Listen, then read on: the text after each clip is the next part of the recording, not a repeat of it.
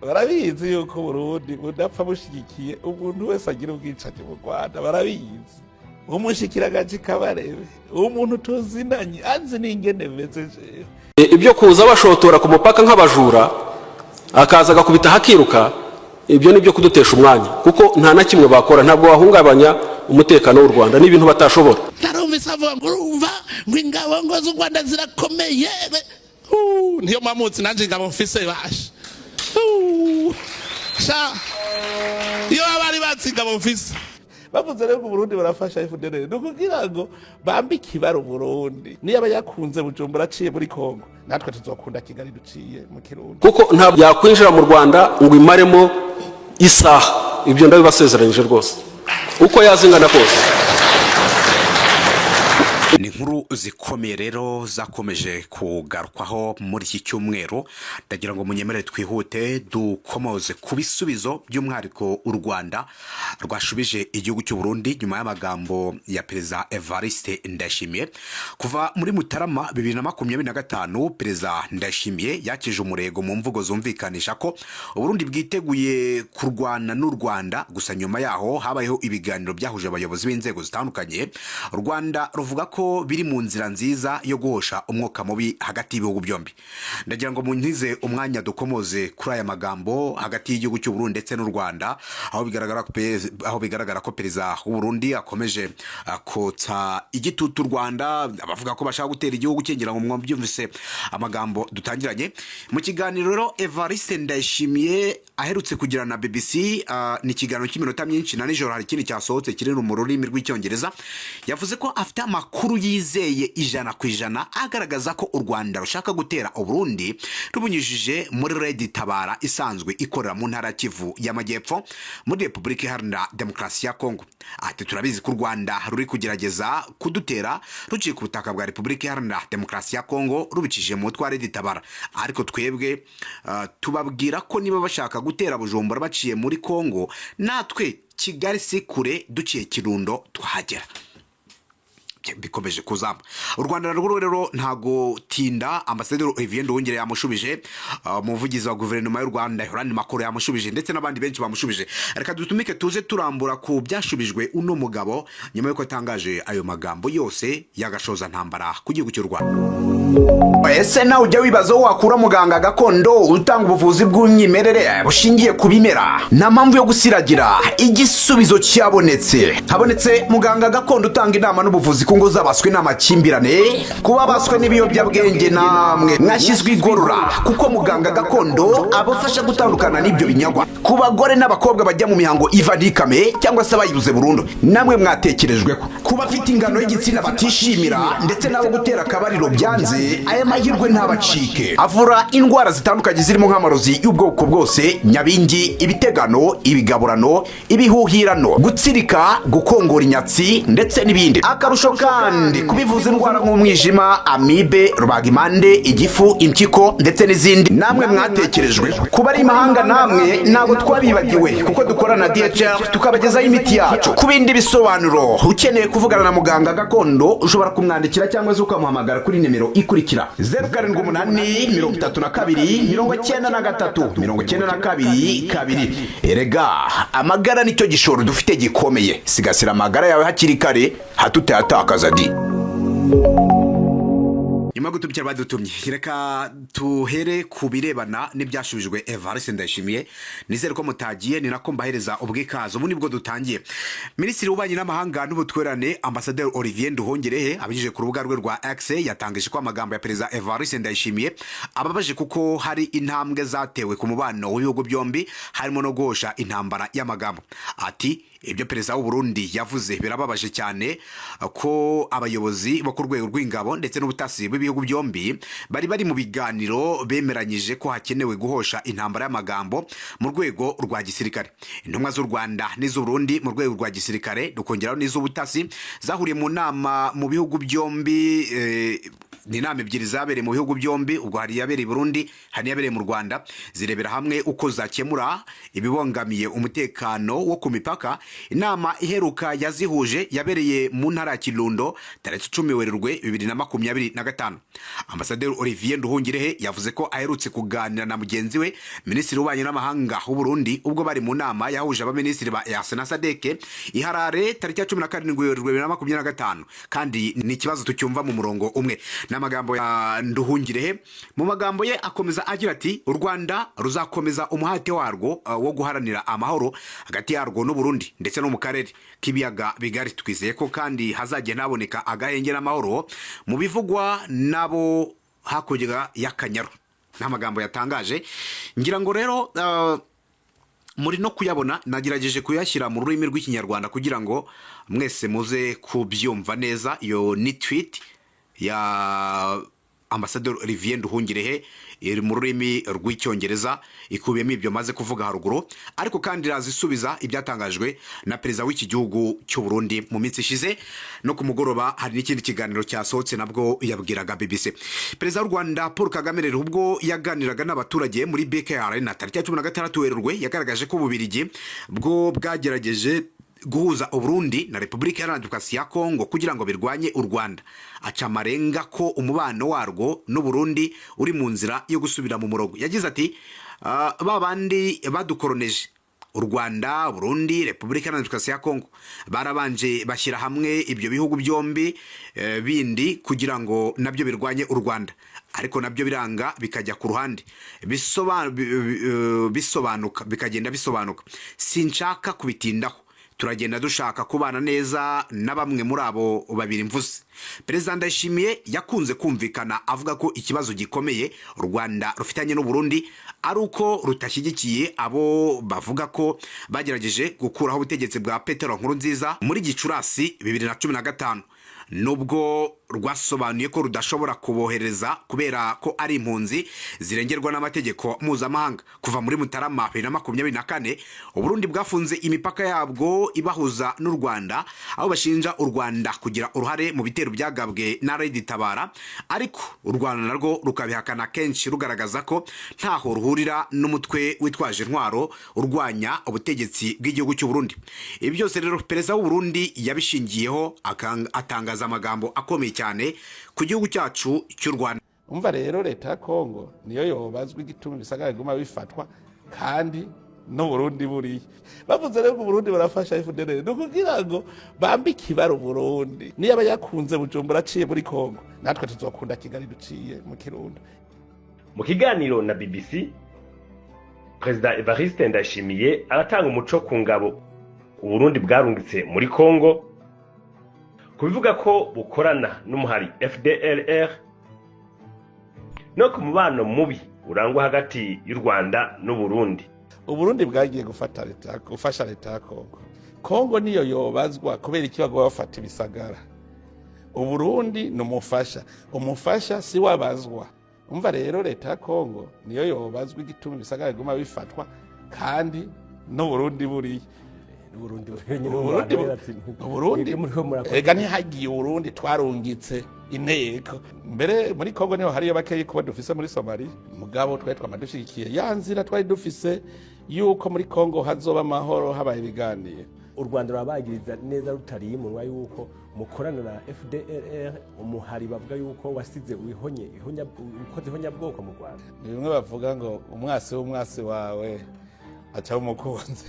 Nivyo bariko baragira ndahandi navuga ngo abanyarwanda ntibabizi. Barabizi yuko Burundi budapfa bushigikiye umuntu wese agira ubwicanyi mu Rwanda, barabizi. Umushikiragaji Kabarebe umuntu tuzinanye anzi n'ingene beze yaranyagirije neza ko cesha kugira ihonyabwoko y'abanyamurenge yuko nagirisheje inama bahutu. Mugabanyamurenge nabo twirigwana tuvugana mugaranyambika iryo baragusa kugira ngo amakungu abone Burundi nabi. Bavuze rero Burundi barafasha FDL kugira ngo bambike ibaro Burundi. Nico gituma je namugabishije umunsi bazodutera no Rwanda ruduteye abarundi dushaka kwemera gupfa kugira abanyekongo bicwa. Twe tuzopfa turiko turagwana kuko abarundi n'abagwanyi. niyo aba yakunze bujumbura aciye muri kongo natwe tuzokunda kigali duciye mu kirundo. nk'uko mubyumva mu magambo ya perezida Evariste Ndayishimiye humvikanamo gushinja u Rwanda ibirego byinshi birimo ndetse no guteguza intambara, dore ko yanatinyutse akivugira ko u Rwanda ruramutse ruciye muri Red Tabara bakagera i Bujumbura ati ni Kigali si kure, natwe twaca ikirundo Bugesera mpaka Kigali, ati Kigali si kure.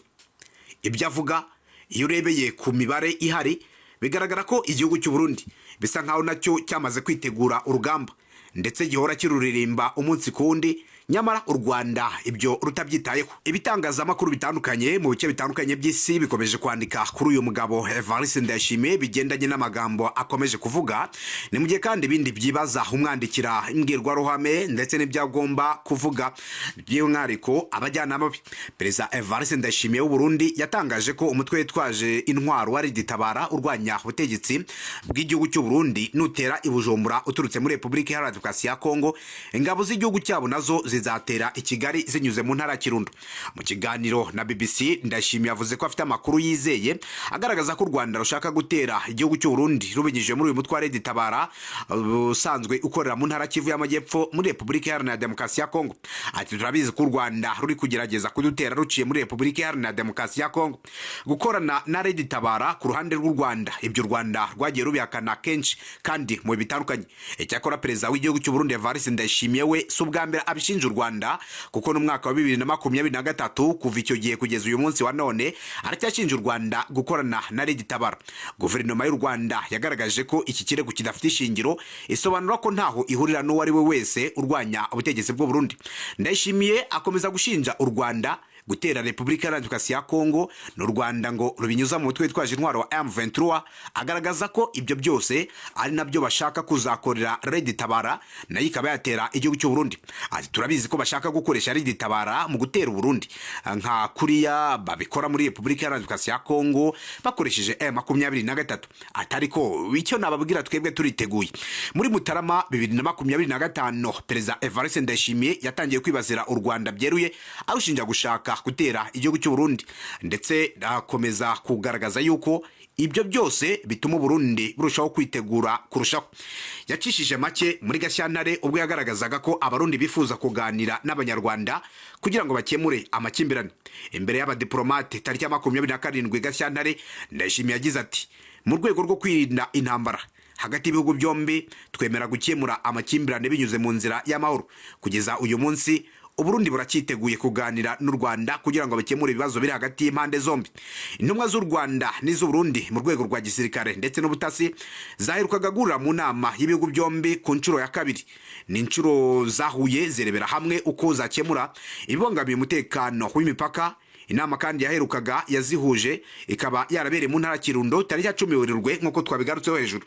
Mu gihe ibiganiro byari bikomeje, Minisitiri w'Ububanyi n'Amahanga n'Ubutwererane w'u Rwanda Ambasaderi Olivier Nduhungirehe tariki ya 14 Werurwe yatangaje ko u Rwanda n'u Burundi biri mu nzira nziza yo guhagarika ubushyamirane.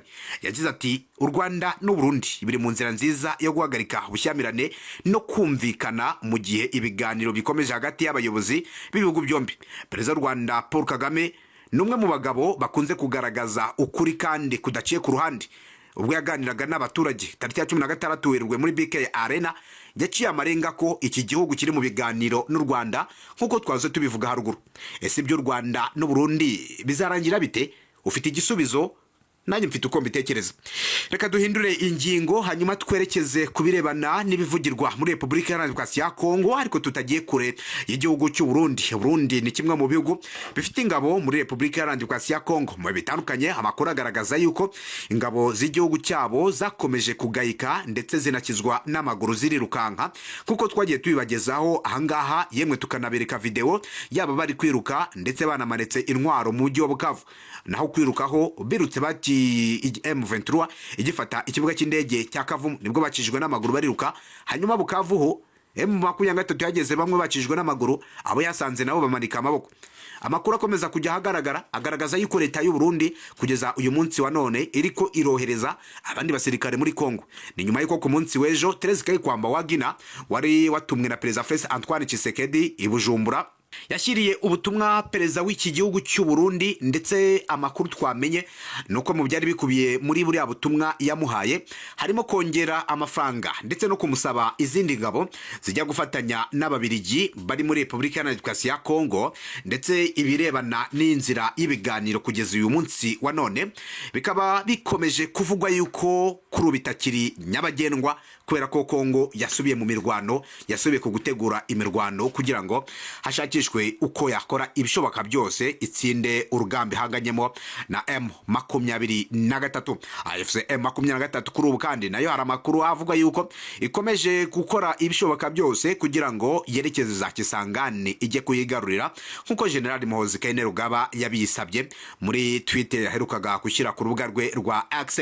Kugeza uyu munsi wa none rero abasirikare b'abarundi bivuga ko baguye muri Repubulika Iharanira Demokarasi ya Kongo nabonye imibare ikomeje gutumbagira, bivuga ko bashobora kuba ari 1/3 cyaboherejwe muri Kongo bose batakarije ubuzima, hanyuma 2/3 bahoherejweyo mbere muri raundi ya mbere, bikavuga ko rero bahuriye n'ibibazo by'ihungabana ndetse no kugira ibindi bibazo by'uburwayi batewe n'urugamba hariya muri Repubulika Iharanira Demokarasi ya Kongo. Abo basirikare rero nibo perezida Evariste Ndayishimiye bivuga ko azakomeza gufata, hanyuma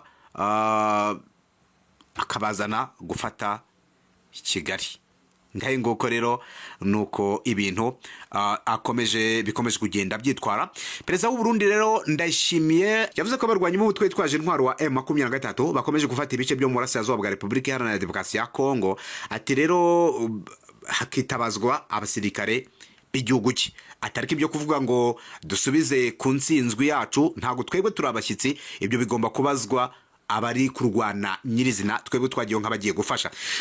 Hashingiwe ku masezerano yashyizweho umukono muri Kanama 2023, u Burundi bwohereje mu ntara ya Kivu y'Amajyaruguru ingabo zirenga 10,000 zo gufasha RDC kurwanya M23 ubwo yasatiraga Goma na Sake. Abarwanyi ba M23 bakomeje gufata ibice by'intara Kivu y'Amajyaruguru na nyuma yuko ingabo z'u Burundi zinjiye muri intambara, ndetse bazirukanye mu ntara yose muri Mutarama 2025 ngo navuga Kivu y'Amajyaruguru hafi ya yose. Gufata umujyi wa Minova muri ntara Kivu y'Amajyepfo byatumye M23 itagorwa cyane no gufata imijyi irimo Goma na Sake, kuko ingabo z'u Burundi arizo zari zimaze guhunga, uyu mutwe usigara uhangana n'ingabo za RDC, FDL ndetse na Wazalendo kimwe n'abacancuro b'Abanyaburayi n'ingabo zibarizwa muri Afrika y'Amajyepfo SADC.